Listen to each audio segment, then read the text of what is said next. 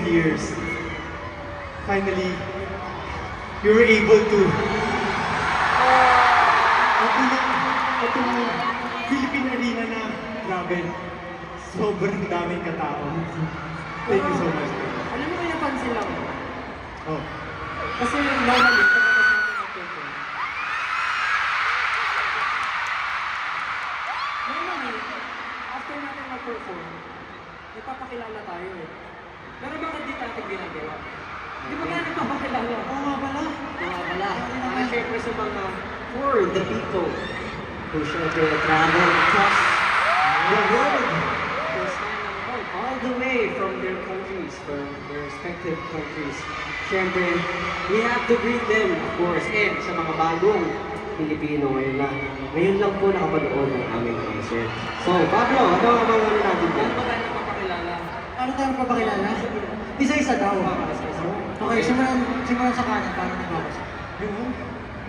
Aliwa ko dito kung nakatingin ako dito eh. Dito yung camera. Ah, sige. Okay. Okay. Magpakilala muna tayo sa group. Okay. Paano? 1, 2, 3, go! Get the zone! SB19! Pero hindi lang yun. Kasi feeling ko, sa tagal na natin hindi nakapag-concert as a group. Feeling ko, na-miss nila tawagin ng houses. Gusto niyo ba yun, Adrian?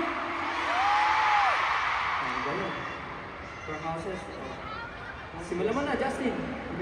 By age tayo. By age daw. Ano? Okay, pinaka-mature. Okay, sige, una mo na kuya.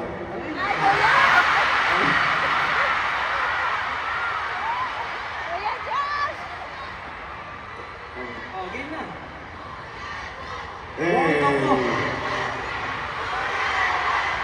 Jumping lang.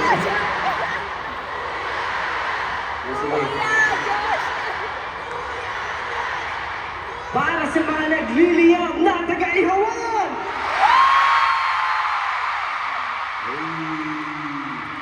Mga nag-iisang BBQs. Okay, Pablo naman. Dito. Babago ah. Para sa mga hotdog, pag sinabat kayo!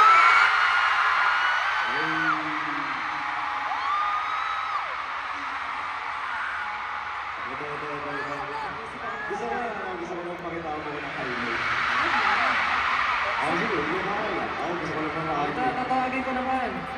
Ang mga namumulang berries nasaan? Namumula. Namumula. Maming-ming. Okay. Ano na? Ako, gusto ko lang madaming gustong bangkitin eh. Bro. This time, asan yung mga Caesar? Let's go. Ready guys.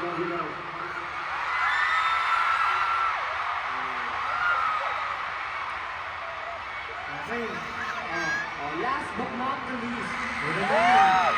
Sa mga nagkagandahan, mga napaka-creative, napakabait, at pinakamamahal ko,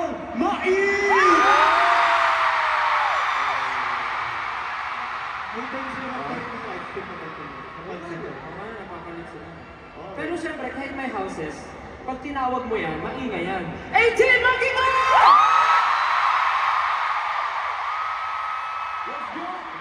Solid. Napakalaki ng Philippine Arena, no? Sobra. Diba? Grabe. Alam nyo, Ilang libo bro? 55,000 capacity. Tama ba ako? 55,000 ba? 55. Grabe. Sige nga, paramdam nga ng 55,000!